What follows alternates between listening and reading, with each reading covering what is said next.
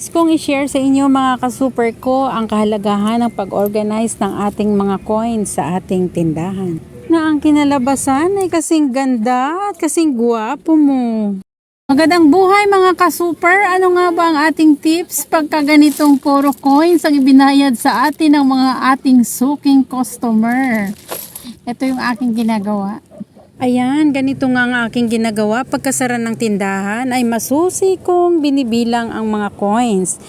Binubukod ang piso sa piso, 5 sa 5, 5 sa bago, 5 sa luma, 10 sa luma, 10 sa bago, at 20 na coin. Wow. Di ba maaring lahok-lahokin mo na lang? Sa isang balot ay 100, sa isang balot ay 500, puro lahok-lahok. Hindi naman mga gulay yan, mga ka-super, na masarap pag lahok-lahok. Bakit naman super? Kailangan pang pare-pareho. Kaya nga ho natin binibilang mga ka-super para i-organize, di ba? Kung dumating ang ating ahente, ang mga nagsusupply sa atin o mga nagdi-deliver sa atin, kailangan nasasaayos na ang ating mga pambayad nang sa ganun ay maiwasan ang pagkaroon ng lituhan. Isa itong mabisang paraan upang ma-dispose natin ng maayos ang ating mga coins na hindi tayo nagkakaroon ng shortages. At ano naman ang mahalagang layunin ng paglalagay ng label o tatak sa mga binilang nating coins? Ang label ay nagbibigay alam sa mga tao kung ano ang halaga at uri ng bawat coins.